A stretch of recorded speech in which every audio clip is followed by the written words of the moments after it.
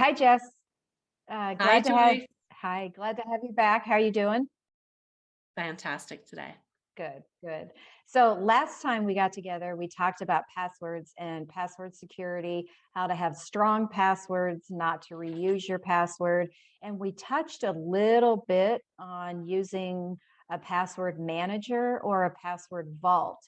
And so this time I want to get more into detail on exactly what password managers or password vaults are. So if You you want bet. to start with that. Yeah, I'd be happy to. There are a ton of them out there, and it really just depends on how you want to use them, in which one you choose is best for you. But the purpose of a password vault is to make it so that you only have to remember one password. So within that vault, once you've established what your master password is, the one master of all things Okay. to get access to. Within these vaults, you can store important information that is yours and yours alone.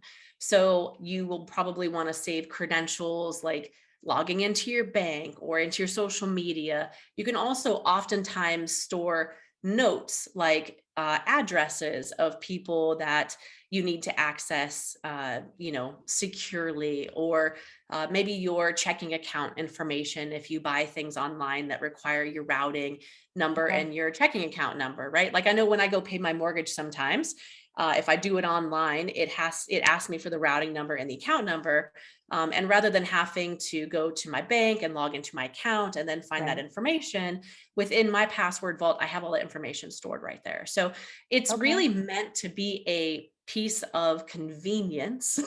And almost all the password management systems kind of install themselves into your browser. So if you use Chrome or Edge or Firefox or Safari or Opera or whatever your web browser of choice is, there are several different options for password vaults that can be integrated just right into there. So Oh, okay.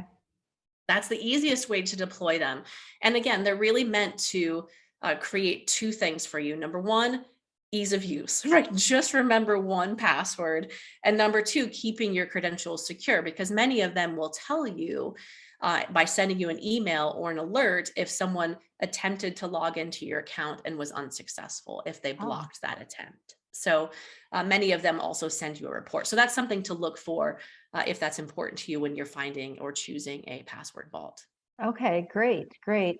Now, you mentioned that if someone tried to log into one of your accounts, they would send you an alert.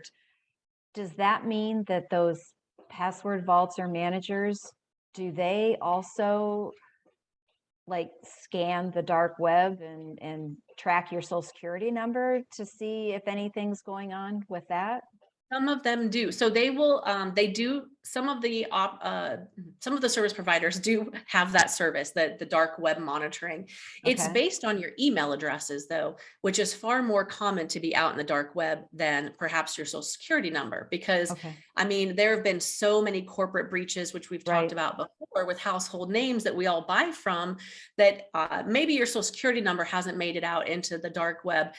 Perhaps your email address is already out there though. So it will Okay. do a scan to let you know if your credentials have been compromised. And what it does is say, someone tried to log into this account. You need to change your password right away. So Okay. it gives you that instruction and that action to take. So this was one of the primary uses as well for my neighbor. I think I might have mentioned when we talked Yes. last time about Yes. my neighbor who is 90, and she had a new device on her system. She needed help setting it up. Well, only her son knew the password. She couldn't find it. She Oh, didn't have it anywhere specifically, and he was busy, right? He wasn't available to help us get that set up. And honestly, by the time she got a hold of him, he was quite frustrated that she was calling him yet again to give her her password to set up, a new device on her network. So what we did for her was create a password vault. So we made her a special password, the only one she had to remember. And then she started adding all of the other passwords and critical information into the vault so that there was never those moments again where she had to call her son and find it. The other really great advantage of a password management system or a vault system is that they will auto generate super complicated passwords for you. So Oh, we talked about like the 18 characters of right, length right. and words and letters and all that stuff together. So a good password management system will also auto generate secure passwords and store them for you. Like you're never going to remember those. So you need to have them somewhere you Right. can get back to. And they also make life a little bit easier in that often when you open your vault. So sometimes, I mean, I pretty much always have my vault open. This is just how I use it. And how my 90-year-old neighbor used it, because it's how I taught her to use it, is I don't know where you're going, right? When you need to go on the internet, but when you get there, just open your vault and then there's a launch button from all of the things you have saved. You just click it from inside the vault and off you go. You don't even have to Okay. enter credentials again. So there's a Oh, lot of okay. benefit to that. That is a lot safer than autofill. So autofill, which you are probably familiar with, some Yes. websites you go to have that little button that say, remember my credentials, Right. or Google Chrome, right? They have a plugin that is a password manager kind of thing that auto Okay. fills it. The problem with that is if someone gets the primary credentials to your computer, or God forbid, steal your whole piece of equipment and Right. everything's on autofill, they have instant access to That's everything. true. That's true. Yeah. Instant Yeah. access to everything. So Yeah. if you choose any password vault or keeper, make sure that you go in and the first thing you do is turn off the autofill, because you won't need it anymore. Okay. That makes sense. All right. Now you mentioned your 90-year-old neighbor and that she uses the password vault. Mm-hmm. Is it pretty user friendly for Oh her to goodness. use, Yep. or is she getting frustrated on how to use it? She's not getting frustrated on how to use it. It takes a little bit of a learning curve to set it up on the initial most important accounts. And there's lots of videos that you can watch and pause and take the steps in the same way they're doing, which is Okay. nice.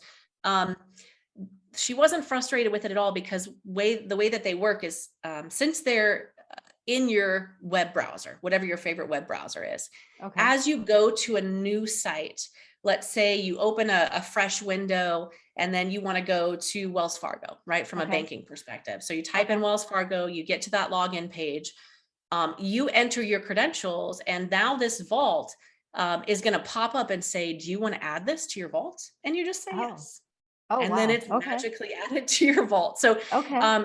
it learns what things to add to the vault, because you tell it, it asks you every time Okay. which credentials you want to add to it, and then over time you just build up everything being in there. So generally speaking, we sit down and kind of do a training or go through the video so that people understand like the basics of how it works, but definitely Okay. very intuitive and meant to be easy to use. Okay. And then, so what if say she shops on Amazon and it's already in her vault and she pulls up the Amazon site, is the vault automatically populate? It recognizes that Amazon account that she Yes. pulled up and it automatically populates what her login is, so she doesn't have to like get into her vault, scroll down and find Amazon, look at what you know what I mean? Yep, nope, that's an excellent question. So when you go to Amazon, the vault, because it lives in your browser, it's smart enough to recognize you're on Amazon. Okay. So what it's going to do, we don't want it to autofill your credentials, so we don't Right. want it to fill that in. But what they'll do is put a little icon in the username and then the password Oh, okay. area. And then when you get there, you just click on that little icon and you Okay. just say, fill in my information. It'll do it. And then you hit login and you're good to go. So you don't have to type it in Gotcha. anymore.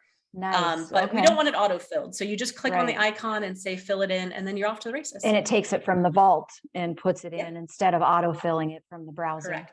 Nice, Correct. nice. Okay. What about if say your 90-year-old neighbor, we're going to use her as an example. That's fine. She'd Um, love that. what, if something happens and,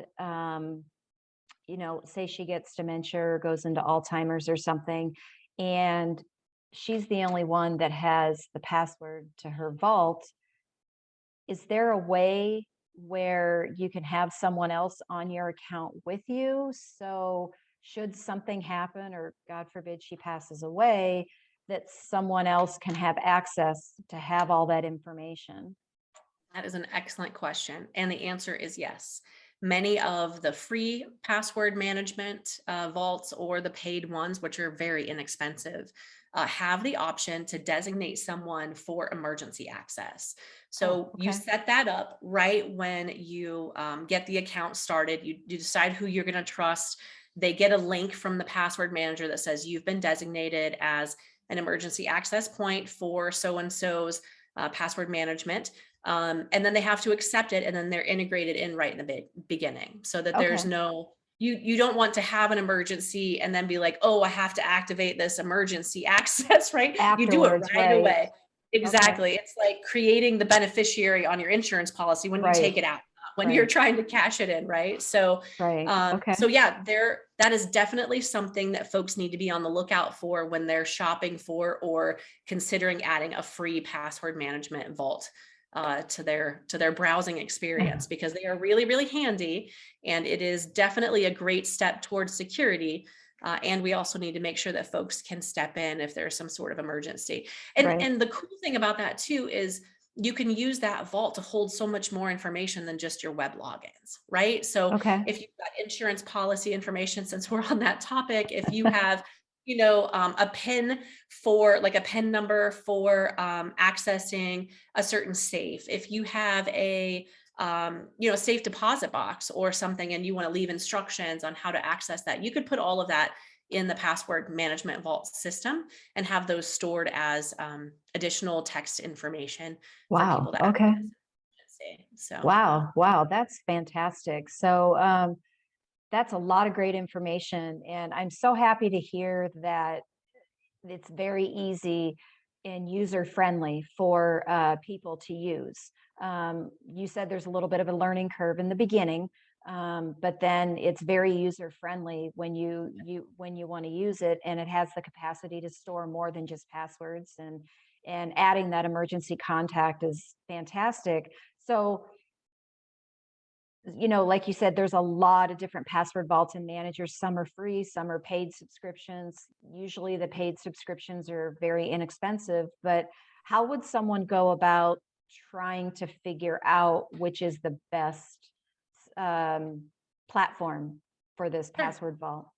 Yeah, that's an excellent question. I would just start with a simple search on whatever your favorite web browser happens to be for the best password vaults in 2022. You'll probably find 10 of them that are all really good brand names. A lot of folks use Keeper. We utilize LastPass quite a bit. There's some other like NordPass. It really depends on the feature that you need and which browser you need to operate from. So Gotcha. Okay. again, like finding the right one might be the biggest hurdle actually Okay. as you go through it.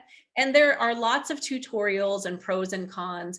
Even the paid for like the premium personal accounts are maybe like $7 a month or less than $100. Oh, They're okay. incredibly affordable to add to your security. And I guarantee you any kind of breach is going to be far more expensive to our folks Right. than Right. that minimal investment and peace of mind. So Right. it really is a great thing. And if there's something like one of the things that my neighbor we use specifically within the password vault that we chose for her based on how she needed to operate was the ability to share, not just in the emergency access component that I talked about, but to be able to share specifically credentials with some of her children, because she was using their like Roku accounts or their Hulu Oh, accounts okay. and stuff like that. And that's a sure way to get your credentials leaked, is to, text or email those kinds of things. Right. So this is a nice, safe way to be able to share things like that. So if that's important to Nice. folks, they need to keep that in consideration when they're shopping as well. Nice. Okay.